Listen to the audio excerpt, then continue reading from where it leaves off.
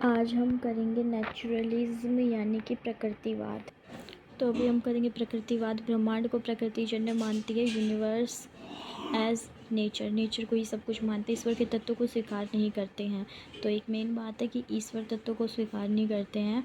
Deny the existence of God. आत्मा को पदार्थजन्य चेतन तत्व मानती है। तो क्या spirit is only the materialistic conscious element. प्रकृति के अनुकूल जीना चाहिए ये बताती है। एंड फिर क्या बताती है, राज्य को केवल व्यवहारिक सत्ता है। State power is only practical. इस विचारधारा इसमें सबसे ज़्यादा क्या बताया गया है कि मतलब सबसे इम्पोर्टेंट है इमीले जोला 1842-1902। मतलब इस विचारधारा की सबसे पहले बात इन्होंने ही की थी, माई जोला ने। प्रकृति को अंतिम मानती है, प्रकृति को अंतिम मानते हैं। नेचर एज द अल्टीमेट, यानी अल्टीमेट पावर, नाम से ही पता है प्रकृति यानी नेचर ही सब कुछ है इसमें। और ये सत्य ज्ञान केवल इंद्रियों के माध्यम से प्राप्त किया जा सकता है। ट्रू नॉलेज अटेन किससे जा सकते, सिर्फ सेंसेस से किया जा सकता है। The basis of truth is our senses experience. सत्य के आधार हमारे इंद्रिय अनुभव है, यानी कि जो भी हम अनुभव करते हैं इंद्रियों के तौर पे। Every object organized from nature and dimensions it in the last. प्रकृति मतलब प्रत्येक जो वस्तु है प्रकृति से ही उत्पन्न होती है और अंत में उसमें ही समा जाती है। तो ये क्या बोलते हैं, तो ये बोलते हैं morality, value, soul, God, immorality, prayer, power, all are myth. नैतिकता, मूल्य, आत्मा, ईश्वर, अमरत्व, प्रार्थना शक्ति सभी एक मिथक है, यानी कि झूठ है। बात करने वाले हैं नेचुरलिज्म की प्रकृतिवाद। प्रकृति एक तो हो गई जो बाहर पेड़ पौधे ये सब है, और साथ के साथ बच्चे की खुद की प्रकृति क्या है, ठीक है, उसकी बात भी यहाँ पर है। अब ये कहते हैं कि जो हमारा यूनिवर्स है, ब्रह्मांड है, वो प्रकृति है, ठीक है, भगवान वगैरह को ये नहीं मानते, ठीक है। बच्चे की प्रकृति को इस सेंस में कहा गया कि भाई उसे आजादी दो, उसके नेचर के अनुसार जो है उसको शिक्षा दो, ये बात की है। और इन्होंने क्या कहा है कि भाई प्रकृति के अनुकूल जीना चाहिए, प्रकृति ही अल्टीमेट रियलिटी है। इस स्कूल ऑफ थॉट, इस विचारधारा के संस्थापक जो है वो है इमाइल जोला। ज्यादा काम इस विचारधारा पे किया है वो रूसो ने किया है, टैगोर ने किया है, लेमार्क ने किया है, ठीक है। जब हम कहते हैं कि जब हमारा जो हम एडेप्टेशन टू इन्वायरमेंट की बात यहाँ पर जब हम करते हैं, यहाँ पे कहाँ पे है ये, लिव अकॉर्डिंग टू नेचर, अनुकूल जियो, तो यहाँ कहीं ना कहीं हम डार्विनिज्म, ठीक है, कि वही जिएगा जो जैसे डायनासोर जो थे वो अपने आप को अडेप्ट नहीं कर पाए, वो मर गए, तो कहीं ना कहीं डार्विनिज्म जो थ्योरी है उसकी भी झलक जो है यहाँ पर देखने को मिलती है, ठीक है। आगे सेंस ऑर्गन से मैंने कहा ना कि जो हमारे सेंस ऑर्गन्स, तो नेचर बच्चे का भी, तो बच्चे अपना सेंस ऑर्गन से जो चीजें ले रहा है, प्राप्त कर रहा है, वही असली ज्ञान है, ठीक। समझ में आई, प्रकृति पर बल है, ठीक है, बाहर जो प्रकृति है वो भी बच्चे की मूलभूत प्रवृत्ति को भी हमें ध्यान में रखते हुए बढ़ाना है, बस यही बात है। रॉस ने क्या कहा था, education and philosophy are the two sides of the same coin, ये बात की थी ना रॉस ने, ठीक। रॉस नहीं करी थी ये to sides of same coin. इसके बाद अगर रॉस ने एक और बात कही, वो क्या है, वो ये है कि प्रकृतिवाद, naturalism is the term loosely applied in educational theory to systems of training that are not dependent on schools and books but on manipulation of the actual life of the educated. तो प्रकृतिवाद प्रशिक्षण की प्रणालियों के लिए शैक्षिक सिद्धांत में शिथिल रूप से लागू किया जाता है, जो स्कूलों और पुस्तकों पर निर्भर नहीं है, बल्कि शिक्षितों के वास्तविक जीवन के उपरांतरण पर आधारित है। तो मतलब रियल लाइफ एक्सपीरियंसेस को लेकर ये सारी इन्होंने बात की थी, ठीक है। फिर अभी हमने देखा प्रकृति में शिक्षा के उद्देश्य, इसको इन पॉइंट्स को हम पीडीएफ में कवर करेंगे, रीड करेंगे या डिस्क्रिप्शन में डाल दिया। और करिकुलम की हम बात करते हैं।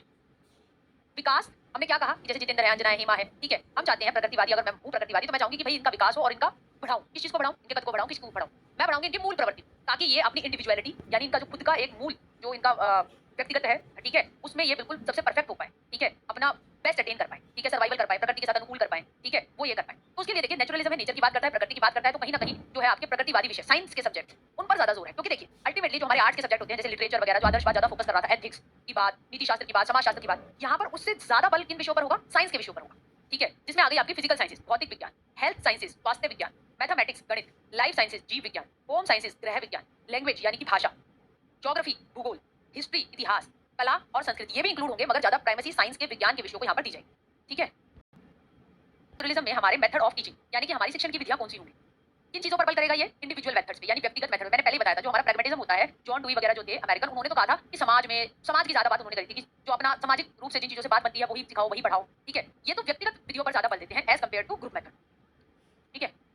हमारा इसमें मेथड आ गए हमारे लर्निंग बाय डूइंग, करके सीखना, एक्टिविटी बेस्ड लर्निंग यानी गतिविधि आधारित शिक्षण, लर्निंग बाय एक्सपीरियंस, अनुभव द्वारा सीखना, प्ले वे, खेल खेल में सीखना। इन्होंने कहा कि हम यहाँ पर बच्चे को, इन्होंने कहा था discipline by natural consequences. Natural consequences यानी कि अगर एक बच्चा है, ठीक है, उसने देखा कि गैस में कोई चीज गर्म है, ठीक है, एक बार उसको हाथ लगा लेगा ना गर्म चीज को, तो उसके बाद उसको नहीं छुएगा।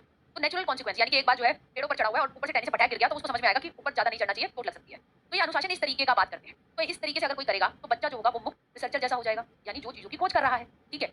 इस सोच के तहत बहुत सारी जो है आपकी डेवलपमेंट हुआ इन विधियों का, observation method, play way method, heuristic method, play method, नाटक विधि। वो जो थे टैगोर, वो इसको बड़ा यूज करते थे अपने शांति निकेतन में। डाल्टन विधि ये हेलन पार्खस ने दिया था, ठीक है। मोंटेसरी मेथड, मोंटेसरी विधि जो कि सेंस ऑर्गन से सीखने पर बहुत बल डालती है। अभी यहाँ पर मैं इनको डिटेल में नहीं करा रही हूँ क्योंकि अलग से मोंटेसरी, फ्रोबल इन सबको कराना पड़ेगा, तो वहाँ पर और डिटेल में कराऊंगी। अभी तो मैं आपको बात एक्सप्लेन कर रही हूँ। तो मोंटेसरी की सेंस ऑर्गन्स के थ्रू पूर्व प्राथमिक स्तर पर पढ़ाने पर इन्होंने काफी बल दिया। डिडक्टिव एपरेटस, ठीक है, ऐसे एपरेटस जिन्हें बच्चा छूकर जो है उनसे सीखता था, ठीक है। लकड़ी के गत्तों से बने हुए खिलौने और बहुत सारा खेलने का सामान, उस पर मोंटे इन्होंने बल, ठीक है। इसको तो कर रहे इस चीज को हमने हैं। करा, ठीक। ये हमारा हो गया मेथड्स ऑफ टीचिंग। जाती हूँ, ठीक है। इतनी कहा मुझे सीबीएसई का सेंटर है, ठीक है, इसलिए स्कूल, ठीक। उसके लिए फिर और जल्दी जाना पड़ता है, उसके लिए तो nature itself is the big teacher, यानी कि इन्होंने कहा कि प्रकृति अपने आप में सबसे बड़ी शिक्षक है। Do not propagate artificial teacher and environment. अब आपको कृत्रिम वातावरण की, जैसे आपने क्लास में कृत्रिम वातावरण सा बना दिया और बस सोचो कि क्लास में ही सबसे ज्यादा बढ़िया अनुभव मिल जाएंगे, नहीं। प्रकृति के साथ जो अनुभव मिलते हैं वो अपने आप में सर्वश्रेष्ठ होते हैं। रूसो ने कहा nature to be the tutor of the learner, ठीक है। प्रकृति शिक्षार्थी का शिक्षक होने के नाते और व्यक्ति के प्राकृतिक विकास का समर्थन करती है and support natural development of the child. तो हमने क्या बात है कि प्रकृति अपने आप में सबसे बड़ी टीचर है। कृत्रिम वातावरण, कृत्रिम टीचर, कृत्रिम चीजों में कुछ नहीं रखा, ठीक है। रूसो ने कहा, ठीक है, प्रकृति शिक्षार्थी का शिक्षक होने के नाते और व्यक्ति के प्राकृतिक विकास का ये सपोर्ट करती है। अब देखिए नेचुरलिज्म की अगर हम बात करें, एक्सियोलॉजी की, हमने 3 चीजें करी थी ना। एक्सियोलॉजी क्या होती है? स्टडी ऑफ, बताओ जल्दी से रिपीट करिए मेरे साथ, मानसा, study of values.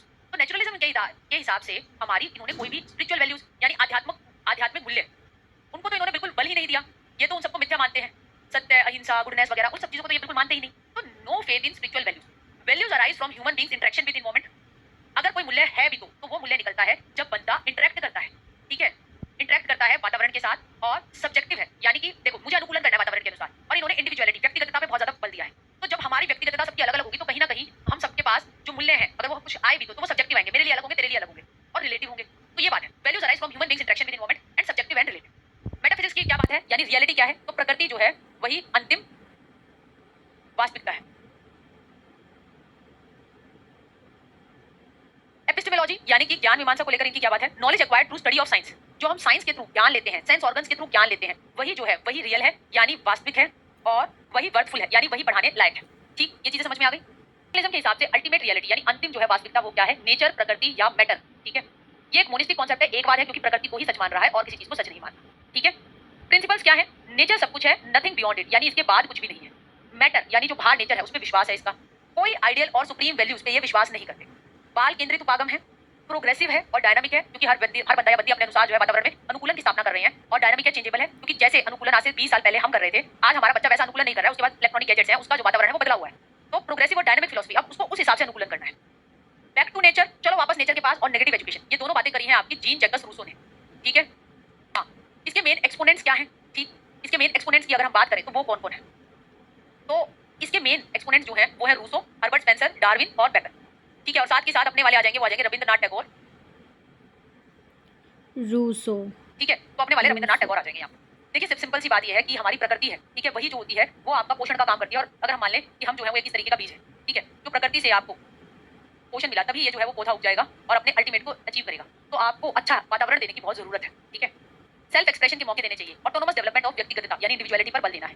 Preparation for struggle for existence, जैसे मैंने आपको बताया डार्विनिज्म, जिसमें ये था कि जो हमारे डायनासोर थे वो मर गए क्योंकि वो अपने आप को अनुकूलन नहीं कर पाए बदलते हुए वातावरण के अनुसार। ऐसे ही ये हमारे प्रकृतिवादी कहते हैं कि हमें बच्चे को सिखाना है कि जो हमारे स्ट्रगल है एग्जिस्टेंस के लिए, उसके लिए वो तैयार हो और वो जैसी भी परिस्थिति आए उसमें अनुकूलन अपना स्थापन कर ले, एडेप्ट कर जाए, एडजस्टमेंट कर ले, ठीक है। हाँ, में अगर हम बात करें तो हमारा करिकुलम क्या होगा? वो बाल केंद्रित होगा। साइंटिफिक सब्जेक्ट्स की जो है हम जो है पढ़ाई कराएंगे। फिजिकल और हेल्थ एजुकेशन, इस पर काफी बल होगा। स्कूल क्या होगा? बड़ा सा कैंपस होगा जो कि वास्तविक होगा, पेड़ होंगे, पौधे होंगे, ठीक है, खेत होंगे, मुक्त गतिविधियां जहां पर कराई जाएगी। जैसे कि हमारे टैगोर साहब का बड़ा सा शांति निकेतन का वन पूरा एरिया था जहां पर बच्चे खेल रहे हैं, कूद रहे हैं, नाच रहे हैं, वहां से जो है वो सीख रहे हैं, ठीक है। प्रकृतिवाद में अगर हम अनुशासन की बात करें तो आजादी की उन्होंने बहुत बल दिया, यानी पूर्णतः आजादी दीजिए, ठीक है। और प्राकृतिक कॉन्सिक्वेंस यानी कि जो हुआ उसके कारण, ठीक है, प्राकृतिक घटकों के कारणों के हिसाब से अगर किसी ने गर्म चीज छुई और उसका हाथ जल गया तो वो अगली बार नहीं छुएगा। पेड़ से ऊपर से गिर गया तो ऊपर पेड़ पे नहीं चढ़ेगा। तो नेचुरल कॉन्सिक्वेंस यानी कि बाद में जो घटना घटी, उस घटना के आधार पर जो घटित घटना थी उससे जो सबक मिला। अरे बात यह है कि ठोकर खा के जो अकल आई, ठीक है, वो कह रहे ठोकर खवाओ, वो बच्चे को जो अकल आएगी वो ज्यादा याद रहती है।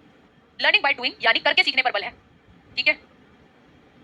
अनुभव द्वारा सीखना, ऑब्जर्वेशन, चीजों को देखना, प्रकृति को देखना, ह्यूरिस्टिक मेथड, खुद खोजना, ठीक है। बच्चा जो है वो एक तरीके से इंडिविजुअलिटी की जब हम बात करें तो रिसर्चर, शोधकर्ता जैसा काम कर रहा है। शिक्षक जो है वो सब्सिडरी है क्योंकि मेन जो है वो बालक है। बाल केंद्रित उपागम है, और नेचर जो है यानी प्रकृति जो है वो अपने आप में सबसे बड़ा बाप टीचर है, ठीक है। एक पॉइंट मैं लिखूंगी, एक तुम लिखोगे। चलो भाई, मैंने तो लिख दिया कि जो है टैगोर ने इस पे काम कर रखा है, और रूसो का नेगेटिव एजुकेशन जो है, और बैक टू नेचर, ये इसका दो इंपॉर्टेंट लोग हैं जिन्होंने इस पर काम किया। और बताओ। तो इसमें ये सारी बात होती है। एडप्शन होता है, नेचर बिगेस्ट टीचर होता है, सर्वाइवल बच्चों पर आधारित होता है, सब्जेक्ट मतलब साइंस सब्जेक्ट पर बेस्ड जाता है। इमिलो जोला ने दिया था प्रोग्रेसिव है, स्टूडेंट एज अ रिसर्चर होते हैं, एंड मोनेस्टिक कॉन्सेप्ट होता है, मतलब खुद ही करके किया जाता है। एंड टैगोर ने और रूसो ने इस पर नेगेटिव दिया था, बैक टू नेचर पर बल दिया जाता है, डार्विन ने भी इस पर दिया था। तो ये सारे इसके फ्लो चार्ट के द्वारा हम समझा। सो अभी हमने नेचुरलिज्म देखा, ब्रह्मांड वगैरह सारे पॉइंट्स हमने बहुत अच्छे से कवर किया। तो जे.एस. रूसो ने क्या डेफिनेशन दिया, उसके बाद जो हमारा रह गया था प्रकृतिवाद में शिक्षा के उद्देश्य। तो हमने ये सारे उद्देश्य, शिक्षा के उद्देश्य देखे कि जो डिस्क्रिप्शन में लिखे हुए हैं पूरे के पूरे, और पाठ्यक्रम कैसा हो, सब्जेक्ट साइंस रिलेटेड डालने हैं उस पर बल दिया, और मेथड कैसे हो, तो ये सारे उन्होंने मेथड्स दिए। एंड देन हमने देखा कि टीचर और स्टूडेंट, रोल ऑफ टीचर्स क्या होता है इसमें।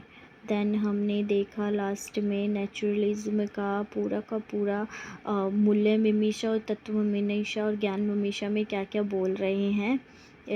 मूल्य मीमांसा में नो फेथ है, नेचर फाइनली रियलिटी है, तत्व मीमांसा में ये बोल रहे हैं, ज्ञान मीमांसा में knowledge acquired through study of science and in a real and worthful.